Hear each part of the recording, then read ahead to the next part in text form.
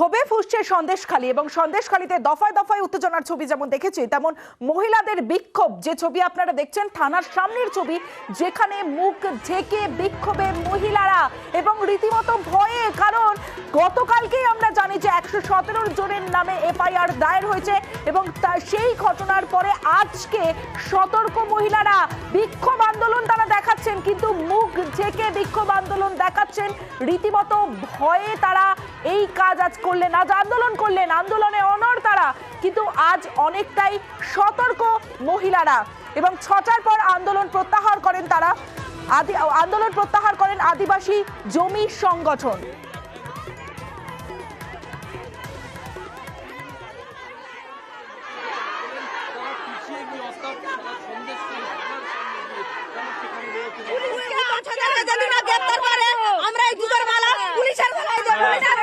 প্রশাসনের জন্য বানানো হয়েছে কারণ বারবার আমরা ওদেরকে বারবার অভিযোগ করতে গেছি ওরা কোনো অভিযোগ নাই। জুতোর মালায় পুলিশকে পরাবো বলে এই তিনজনকে গ্রেফতার করতে চাচ্ছে না কি জন্য? পুলিশের কি স্বার্থ আছে? এর জন্য যে পুলিশের জন্য আমাদের এই মালা পুলিশের জব কাটার কাজ করলে পয়সা হাজার হাজার মানুষ কাজ করে এইসব রাস্তা করেছে লেবারের একটাও টাকা দেয়নি সব ওরা নিয়েছে একটা ঘর নেই ঘর দেওয়ার নাম করে 50,000 দাও 40,000 দাও কেন ওরা কি টাকা কি আমাদেরকে দিচ্ছে? সরকার দিচ্ছে টাকা। পায়খানা ঘর এলে বলবে 10,000 টাকা দাও 10,000 টাকা যদি ওদেরকে দিই আমরা করবো কি? ওদের কি বাবার টাকা নাকি? উত্তম সরকারের টাকা দেয় সব তো কেন্দ্র সরকার টাকা দিচ্ছে।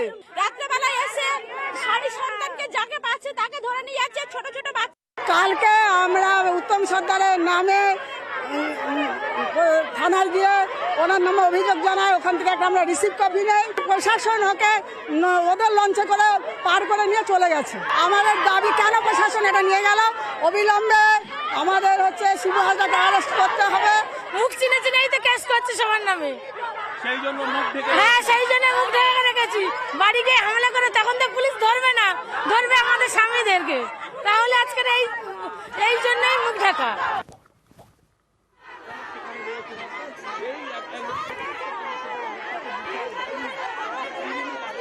আমরা এসছি আজকে যে টাইমে সেই টাইম থেকে সন্ধ্যে 6টা অবধি আবার অবস্থান বিক্ষোভ করবো যতক্ষণ শিবু অ্যারেস্ট না হচ্ছে। থানা থেকে উত্তম সর্দার কোথায় গেল ওসি আমাদেরকে না জানাচ্ছে। আমাদের 117 জন ছেলেকে যে এফআইআর দায়ের করা হয়েছে তাদের নামে তাদের এফআইআর না যতক্ষণ তুলে নিচ্ছে আমাদের আন্দোলন আমরা চালিয়ে যাব। আজকে আপাতত এখানে আমরা অবস্থান বিক্ষোভ তুলে নিলাম। সরাসরি চলে যাব জিয়াউল আলম রয়েছে আমার সঙ্গে জিয়াউলের সঙ্গে কথা বলবো। জিয়াউল আজ যে ছবি আমরা দেখলাম একদিকে মহিলারা তারা মুখ ঢেকে বিক্ষোভ করলেন অন্যদিকে 6টার পর তারা বিক্ষোভ তুলে নিলেন কিন্তু আন্দোলনের হুঁশিয়ারি তারা দিলেন কারণ যে দুজনের নাম তারা বলছেন তাদের গ্রেফতার যতক্ষণ না করা হবে ততক্ষণ আগামীকাল তো তারা আবার আন্দোলনে বসবেন। কি বলছেন তারা আন্দোলনকারীদের কি বক্তব্য?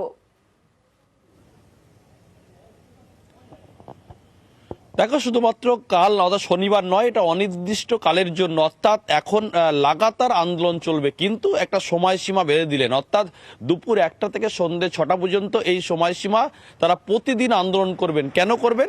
এই যে শিবপ্রসাদ হাজরা অন্যদিকে হচ্ছে একেবারে উত্তম সর্দার একেবারে শাহজাহান ঘনিষ্ঠ ডানাত বাহাত বলে পরিচিত এই দুইজন দীর্ঘদিন ধরে এলাকার মানুষের বিভিন্ন রকম বঞ্চনার শিকার অর্থাৎ বঞ্চনা করছেন তাদেরকে ঘর বাড়ি লুট করেছেন জমি কেড়ে নিয়েছেন জমির খাজনা না দেওয়ার একাধিক অভিযোগ এবং কাজ করিয়ে তাদেরকে দিনের পর দিন টাকা না দেওয়ার অভিযোগ। ফলে যখনই প্রতিবাদ করেছে তখনই তার উপরে মারধর পার্টি অফিসে নিয়ে মারধর করা হয়েছে মাজা ভেঙে দেওয়া হয়েছে পা ভেঙে দেওয়া হয়েছে। অনেকে আবার এখান থেকে এই ভয়ে পরিযায়ী শ্রমিক হয়ে বাইরের রাজ্যে কাজ করছেন এরা একাধিক পরিবার রয়েছে। ফলে তারা কিন্তু গত 2 দিন ধরে যেভাবে আন্দোলন করছেন এবং সেই আন্দোলনের ফলে গতকাল একেবারে বৃহস্পতিবার সন্ধ্যাবেলা আমরা জানতে পারলাম শিবপ্রসাদ হাজরা সন্দেশখালী থানায় একটি এফআইআর করেছেন সেখানে প্রায় 117 জনের নামে অভিযোগ হয়েছে। এই 117 জন যে অভিযোগ কিভাবে চিহ্নিত করলেন এই সবটাই নাকি ভিডিও ফুটেজে সেখান থেকে সংগ্রহ করে তাদের নাম ধরে তারা এই অভিযোগ করলেন। ফলে তারপরে আজকের কিন্তু একেবারে উল্টো চিত্র অর্থাৎ আজকেও কিন্তু আন্দোলন হলো দুপুর 1টা থেকে 6টা পর্যন্ত আন্দোলন হলো কিন্তু অধিকাংশ মহিলার মুখ ঢাকা। একটাই প্রশ্ন, তার কারণ তারা তাদের পরিচয় সামনে আনতে চাইছেন না, ফলে আসলে তাদের আবার চিহ্নিত করা হবে, আবার অভিযোগ করা হবে, পুলিশকে দিয়ে হেনস্থা করা হবে, ফলে সেই ভয়ে তারা আন্দোলন করলেন, লাঠিসোঁটা নিয়ে এলেন, কিন্তু তাদের মুখ ঢাকা, ফলে তারা আজকের আন্দোলন এইভাবেই করলেন এবং তারা হুঁশিয়ারি দিয়ে রাখলেন গতকাল অর্থাৎ কাল শনিবার, সেখানেও তারা কালকের আবার এই আন্দোলন করবেন এবং দুপুর 1টা থেকে বেলা সন্ধ্যে 6টা পর্যন্ত। ফলে তাদের একটাই দাবি, গ্রেপ্তার না হওয়া যতক্ষণ না পর্যন্ত এই গ্রেফতার হবে দুজনকে ততক্ষণ এই একজনকে আন্দোলন তারা চালিয়ে যাবে।